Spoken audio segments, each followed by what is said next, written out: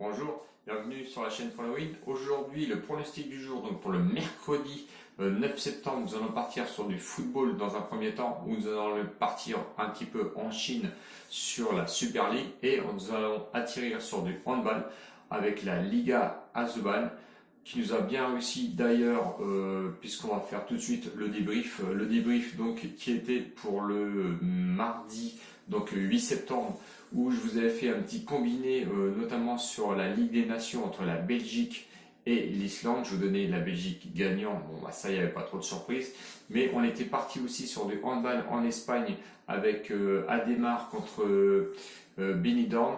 Donc je vous pronostiquais la victoire de Ademar. Ademar a effectivement gagné, donc le combiné la Belgique plus Ademar qui nous faisait une cote totale de 1,40. Donc 1,40 il est passé. Je vous disais de mettre 10 € dessus pour donc pronostic gagnant, donc 14 € de ramasser, 4 € de bénéf.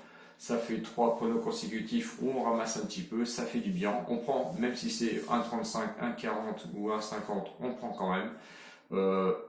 Demain, donc, encore un combiné avec une petite cote, on va dire, puisqu'on va arriver à une moyenne de 1,60. Bon, on va le prendre quand même, il n'y a rien à se mettre sous la dent. C'est pour ça que je vous propose du handball et du football. Attention, premier match que je vous pronostique, donc c'est Guangzhou Evergrande, premier au championnat contre Shenzhen qui est lui est 5e. Le match, attention, il est à midi, donc dépêchez-vous d'aller valider le combiné si vous voulez jouer. Ce match va compter donc pour la 10e journée. Donc Guangzhou, je vous l'ai dit, est premier avec un état de forme qui est bon, puisque un nul et 2 victoires consécutives. Shenzhen, lui, c'est un peu compliqué avec un nul, une victoire et encore un nul.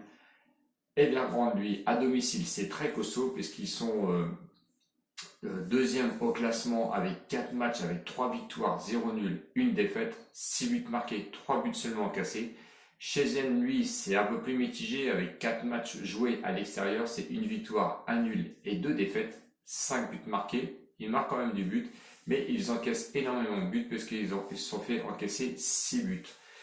Attention à l'équipe de Fabio Cannavaro qui prend l'équipe de Guangzhou Evergrande. Les confrontations de 2019, j'ai pris les matchs extérieurs et à domicile, c'est 3 victoires pour Evergrande. Donc je pense que Evergrande va essayer de se distancer un petit peu au classement et je les vois bien franchement prendre le large.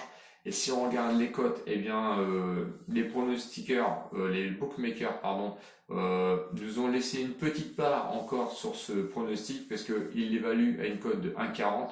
Le match nul, lui, est une cote de 4,35 et Shenzhen est proposé une cote de 5,50.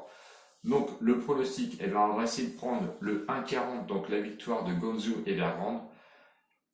Pour moi, c'est une cote qui est assez logique et qui va passer. Si vous êtes un peu frileux sur le championnat chinois et que vous voulez assurer sur un face-à-face, rembourser 6 matchs nuls, je crois que la cote est à 1,18, donc assez pauvre sur Evergrande.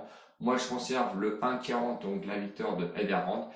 Et ensuite, on part sur du handball, donc la Ligue Azoban, première journée, donc la continuité du pronostic que je vous ai donné hier. Le match a lieu à 20h45, donc là vous avez un peu plus de temps, entre La Roya contre Nava. La Roya en 2019 avait fini 3e du championnat, quant à Nava, lui en 2019 avait fini 9e. Il y a un petit peu de distanciation sur on va dire au niveau du classement. La Roya est logiquement favori, il proposait une cote de 1,15, le match nul à 11, et Nava est proposé une cote de 5,75.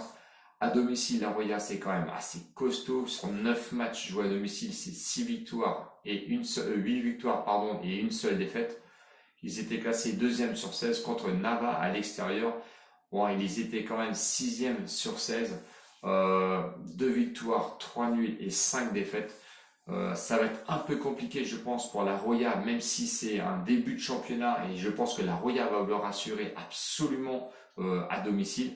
Sur les confrontations, eh ben, j'ai trouvé qu'un seul match, donc en 2019, c'était une victoire de La Roya à l'extérieur, donc à Nava, où ils avaient gagné 31-27. Eh ben, allons-y sur La Roya. Donc, ce qui va venir nous complémenter un petit peu, donc, le combiné. Donc, je vais vous donner la victoire de Guangzhou Evergrande à 1,40 avec la victoire de l'Aroya en handball à une cote de 1,15 qui nous fait une cote totale de 1,60. 10 euros dessus comme d'habitude, ce qui peut nous ramener 16 euros 10. Donc 6,10 euros de bénéfice, on prend. Si la vidéo vous a plu, n'hésitez pas à mettre des commentaires, parce que j'ai oublié de vous le dire la dernière fois. N'hésitez pas, mettez-moi des commentaires. Abonnez-vous, parce que j'ai toujours besoin d'abonnés. Ça fait toujours plaisir d'avoir des abonnés. Les pouces qui accompagnent aussi, n'hésitez pas à mettre les pouces pour m'accompagner avec les pouces bleus. Ça me sert, et je le répète encore, sur les référencements de YouTube pour être de plus en plus visible. Donc n'hésitez pas, abonnement, pouce bleu, les commentaires qui vont avec si vous voulez, par exemple, me demander des pronostics rugby, parce que j'aurais pu faire aussi un pronostic du rugby demain. Je sais qu'il y a celle qui joue à domicile. Bon, la cote, et franchement, les bookmakers se foutent un peu de notre gueule avec les cotes. Je vois pas les jouer les cotes à 1,04, 1,08. Franchement, c'est un peu lamentable. Alors, je sais pas ce qu'ils attendent, franchement, que les parieurs se cassent la gueule sur autre chose.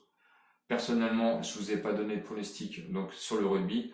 On va en avoir ce week-end, donc attendez, soyez patients et je vais vous les donner. Entre-temps, on peut avoir du basket ou du handball. J'ai choisi le handball en Espagne. Il y avait le handball aussi féminin qui commence donc sur la Ligue 1. Personnellement, j'ai regardé les cotes, ça ne vaut pas le coup du tout. Merci les bookmakers, la FDJ d'ailleurs. Donc voilà ce que j'avais à vous dire. N'hésitez pas donc à vous abonner, pouce bleu et commentaires. Et je vous retrouve pour une prochaine vidéo, il n'y a pas de souci. Ciao les winners, à bientôt, salut!